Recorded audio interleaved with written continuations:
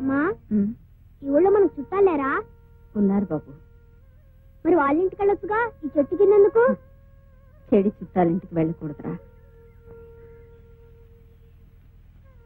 పనిలోకి వెళ్ళాలి, తొందరగా కానివరా.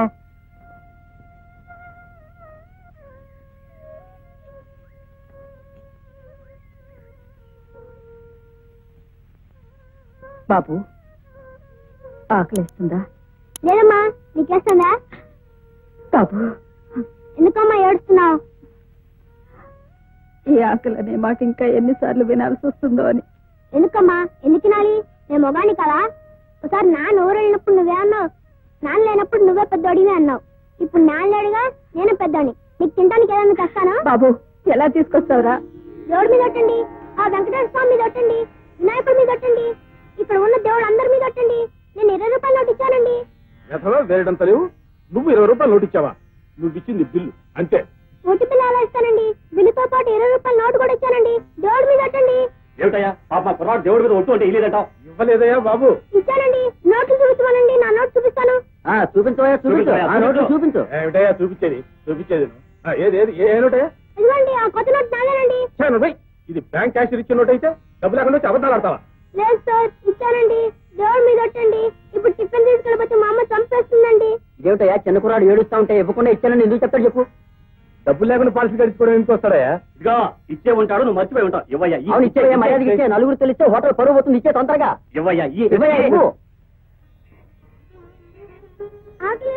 అన్నం పెట్టక, లేకపోతే నేను చచ్చిపోతానక్క. పెడతాను కదా. ఎప్పుడు పెడతాను? నిన్నటి నుంచి అలాగే అంటున్నా. పెట్టక్క, ఆకలి వేస్తుంది. ఏడవద్దమ్మా, ఆకలి వేస్తుందక్క. పెట్టక్క. నీ పెడతాను కదా. పెట్టక్క, పెట్టక్క. ఇంటి చెల్లి పెడతాను. ఇది ఆకు, ఇది పప్పు, ఇది కూర, ఇది చారు, ఇది అన్నం, ఇది మజ్జిగ. ఇప్పుడు ఇది వచ్చేతనం నేను తిన్నా.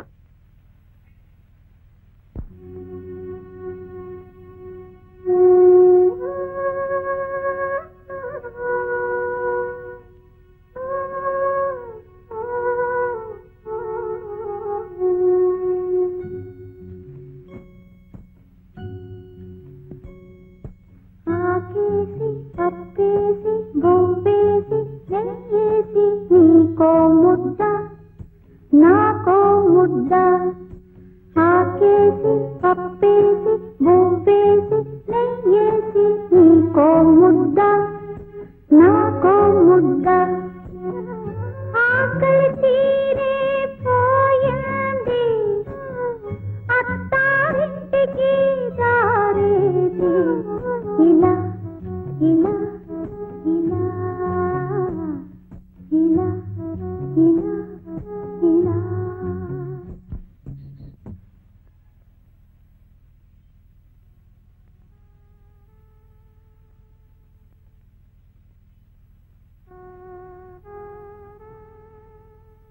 ఏంటి, మీ ఇంట్లో అన్నం లేదా? ఇది మా ఇల్లు కాదు. మరి ఇక్కడ ఉన్నారే? ఎవరో ఎత్తుకొచ్చి ఇక్కడ పడేసేది. 2 రోజులైంది. ఆకలి వస్తుంది. నాకు పర్వాలేదు, ఇదే తట్టుకోలేక ఏడుస్తుంది. ఇడ్లీ తింటారా? ఓ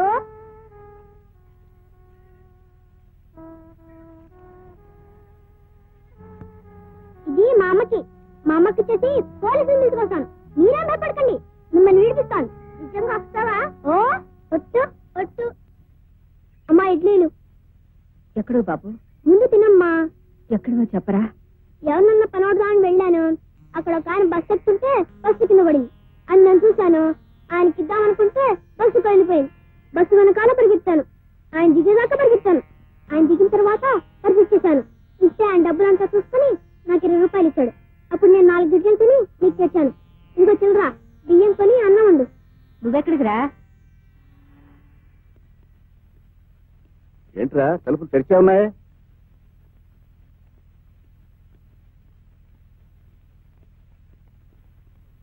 ఇక్కడే ఉండాలండి. ఏంట్రా పిచ్చుకులు అలా తిరుగుతున్నావు? ఇక్కడే చూశానండి. ఇదిగో ఆకులు.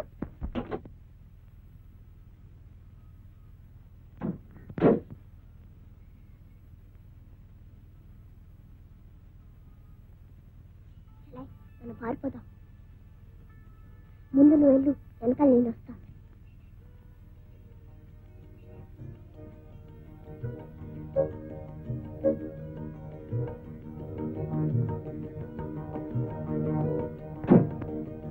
రే పారిపోతున్నారా?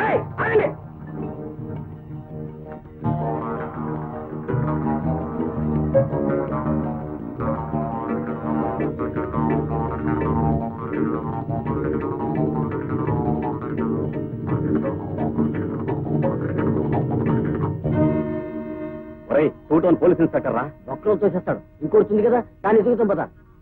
సార్, ఏమిటమ్మా? ఎవరమ్మా ఇవి? మా ఊరు కాదు సార్, ఎవరు?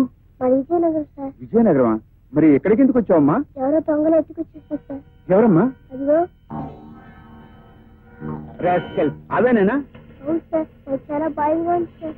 పర్వాలేదులేమ్మా, నేను స్టేషన్ తీసుకెళ్ళి ఎంక్వైరీ చేయిస్తాను. మా చెల్లెలు కూడా ఉండాలి సార్. ఎక్కడ? ఏదమ్మా? పాతమన్నాను, ఎటు పాత్రలో తెలియదు సార్.